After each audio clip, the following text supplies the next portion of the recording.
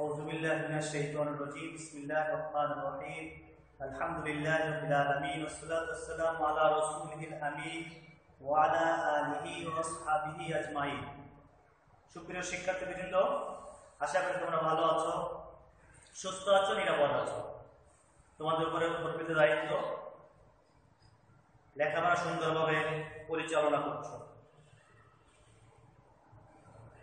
মহান রব্বুল আলামিন মানব জাতির হেদায়েতের জন্য ঐশী বাণী আল কোরআন আমাদের উপরে অবতীর্ণ করেছেন। এই গ্রন্থ তেলাওয়াত করার জন্য কতিপয় নিয়মাবলী রয়েছে, যেগুলো অনুসরণ করলে সহি শুদ্ধভাবে কোরআন মাজিদ সুন্দরভাবে তেলাওয়াত করা সম্ভব হয়। তারই একটি নিয়ম হচ্ছে নুন সাকিন ও তানবিন। এসো আজকে আমরা নুন সাকিন ও তানবিন সম্পর্কে জানব।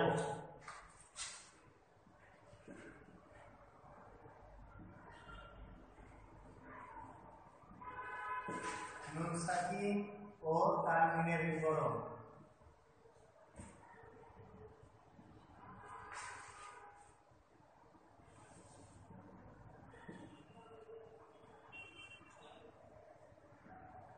নুন সাকিন ও তানবিনের বিবরণ।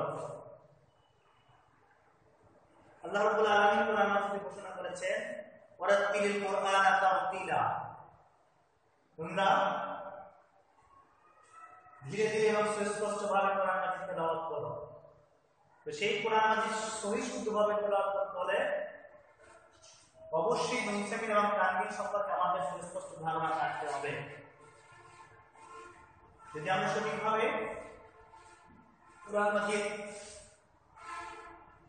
তেলাওয়াত করতে ব্যর্থ হই, তাহলে সেখানে অর্থের বিকৃতি ঘটার সম্ভাবনা থাকে।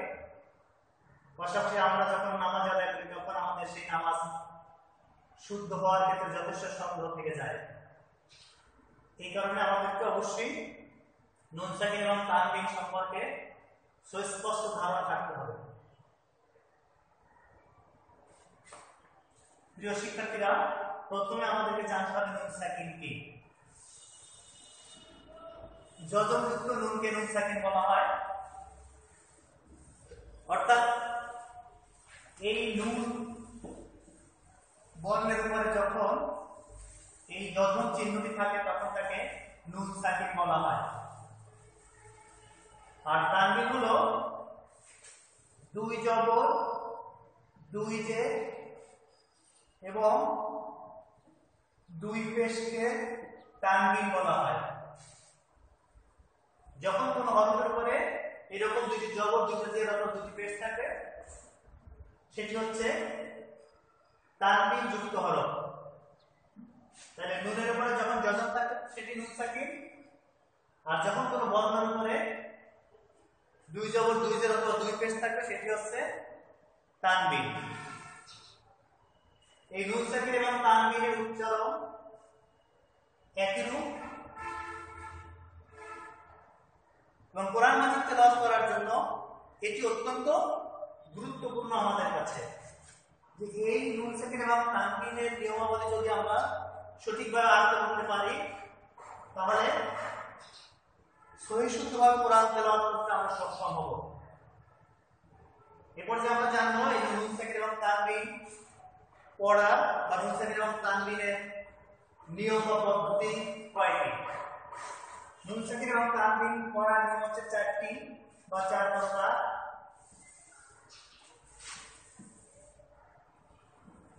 ইজহার, ইদগাম,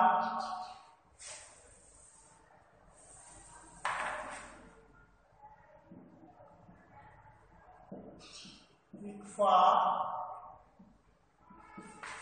ইকলাব।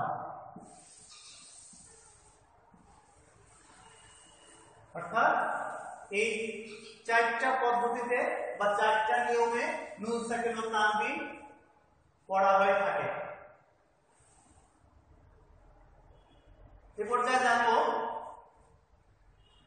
ইজহার বলতে কি বোঝায়।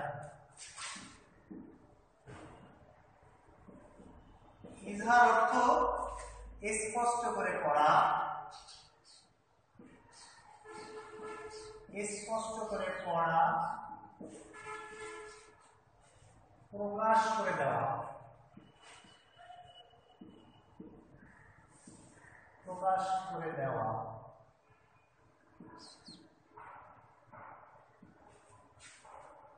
ইজহারের হরফ হচ্ছে 6টি। ইজহারের হরফ 6টি।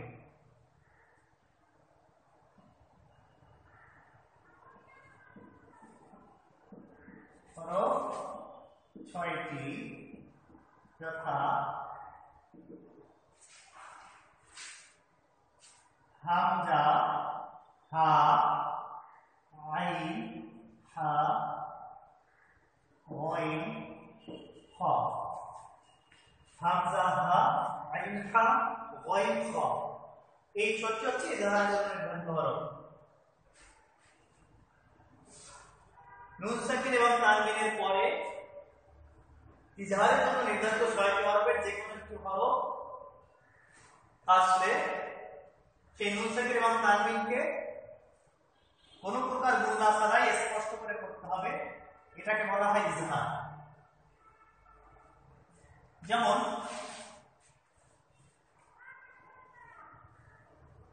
সামিউন আলিম,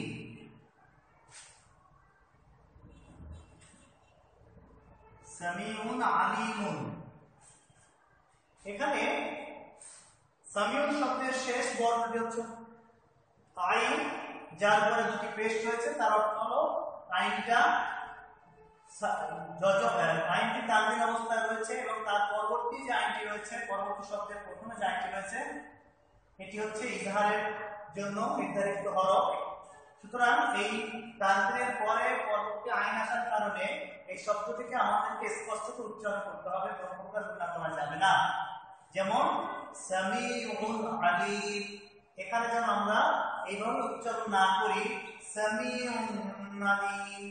যদি কেউ এভাবে উচ্চারণ করে থাকে তাহলে সেটি ভুল হবে এবং অর্থের ক্ষেত্রে বিকৃতি ঘটবে এবং নামাজ অশুদ্ধ হয়ে যাবে। এই পর্যায়ে আসি আমরা ঈদগাম। ঈদগাম শব্দের অর্থ হচ্ছে মিলিয়ে পড়া,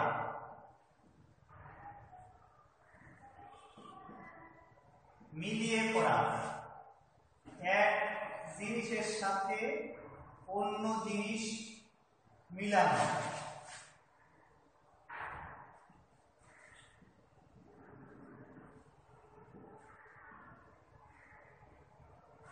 অন্য জিনিস মিলানো,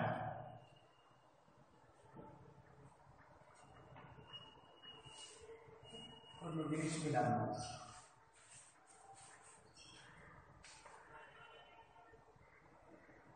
ঈদগামের নির্ধারিত হরফ 6টি।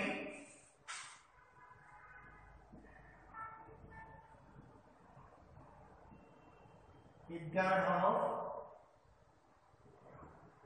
6টি, যথা ইয়া, র, মিম, লাম, ওয়াও, নুন। এবং এদের একত্রিত রূপ হচ্ছে ইয়ার মালুন, ইয়া, র, মিম, লাম, ওয়াও, নুন, ইয়ার মালুন। এই 6টি হরফ হচ্ছে ঈদগামের জন্য নির্ধারিত।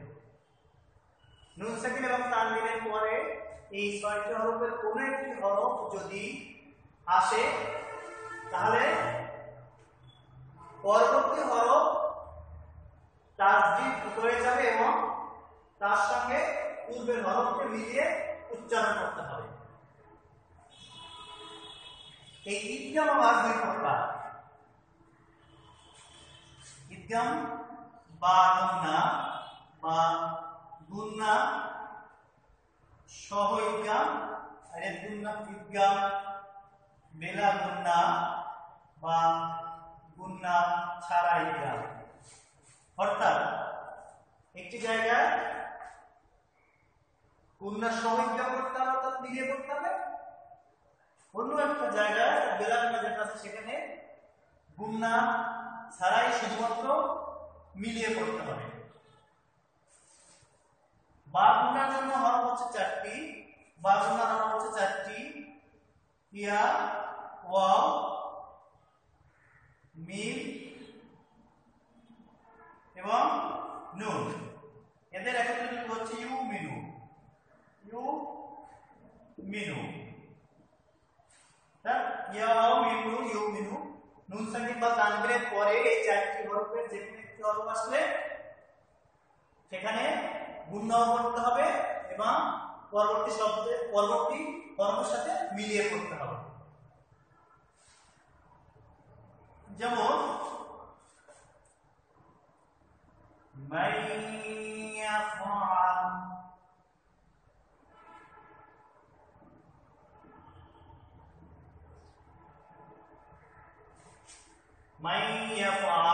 প্রথম যে শব্দটি রয়েছে মান, এখানে সাকিন রয়েছে এবং পরবর্তী শব্দের প্রথম হরফ হচ্ছে ইয়া, এবং ইয়া যেহেতু ইদগামের হরফ এবং ইদগামে বা গুণনার হরফ, যার কারণে এখানে নুন সাকিন শব্দ, সেখানে নুনটি নুনের দ্বারা উচ্চারিত না হয়ে পরবর্তী যে ইয়া রয়েছে তার সঙ্গে মিলিয়ে পড়তে হচ্ছে এবং এখানে গুণনা করতে হচ্ছে মাইয়াফআল। বিলা গুণনা হচ্ছে র এবং লাম, র এবং লাম, অর্থাৎ নুন সাকিন এবং তানবিনের পরে র এবং লাম হরফ আসলে সেই নুন সাকিন এবং তানবিনকে পরবর্তী হরফের সাথে শুধুমাত্র মিলিয়ে পড়তে হবে, কোনো প্রকার গুণনা করা যাবে না। যেমন মুহাম্মাদুর রাসূলুল্লাহ,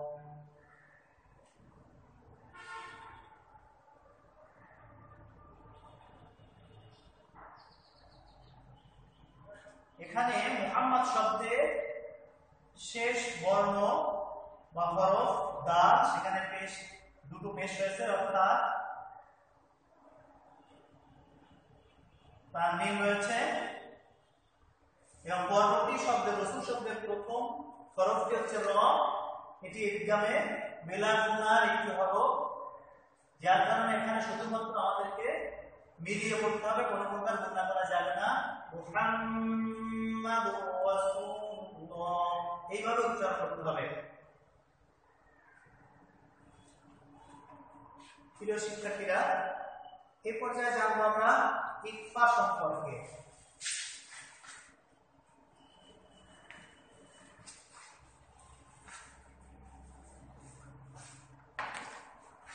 নুন সাকিন এবং তানবিনের আরেকটি নিয়ম হচ্ছে ইকফা।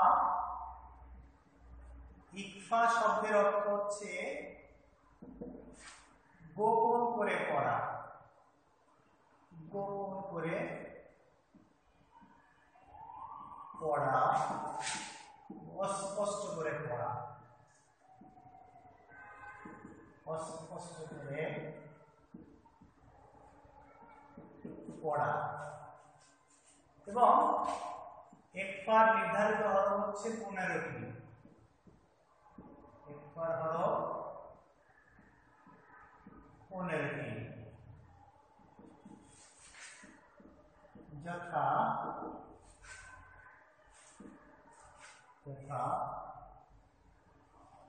তা, সা, জিম, দাল, জাল, ঝা,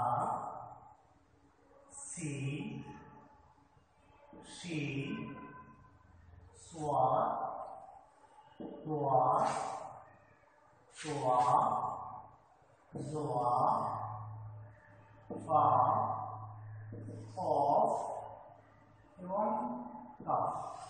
এই 15টি হচ্ছে একবার জন্য নির্ধারিত হরফ।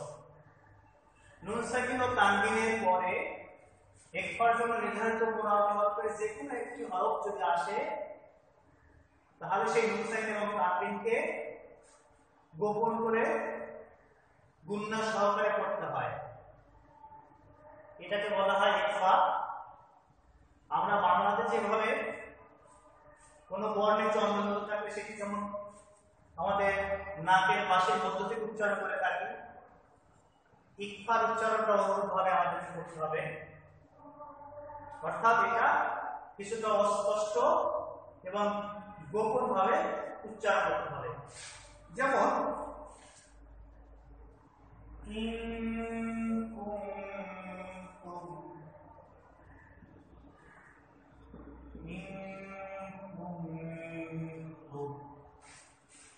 এখানে তিন একটি শব্দ রয়েছে এবং সেখানে নুন সাকিন অবস্থা রয়েছে এবং নুন সাকিনের পরবর্তী যে বর্ণটি সেটা হচ্ছে কাফ এবং কাফ হচ্ছে একবার একটি হরফ। সুতরাং আমাদের সংজ্ঞা অনুযায়ী নুন সাকিনের পরে যদি কাফ একবার যে নির্ধারিত পূর্ণাঙ্গ হরফ যে কোনো একটি থাকে, সুতরাং তার মধ্যে কাফ একটি। কাফ থাকার কারণে এই নুনটাকে আমরা একটু অস্পষ্ট করে উচ্চারণ করব এবং গুণনা করতে হবে এখানে আমাদেরকে এবং পরবর্তীতে কুনতুম সেখানেও যে নুন সাকিন রয়েছে এবং তারপরে যে তা আছে, নুন সাকিনের পর তা আছে, তাটাও একবার হরফ হওয়ার কারণে সেখানেও আমাদেরকে গুণনা সহকারে একবার করে পড়তে হবে কুনতুম। এই শব্দটিকে ইন কুনতুম যদি আমরা বলি তাহলে সেটি ভুল হবে, তখন ইজহার না উচ্চারণ হয়ে যাবে, অথচ এটি হবে একফা, অর্থাৎ এটা নাকের মধ্য থেকে উচ্চারণ করতে হবে বাংলা চন্দ্রবিন্দু যেভাবে আমরা উচ্চারণ করে থাকি অনুরূপ ভাবে। এবার আসি আমরা ইকলাব সম্পর্কে। ইকলাব শব্দের অর্থ হচ্ছে পরিবর্তন করা,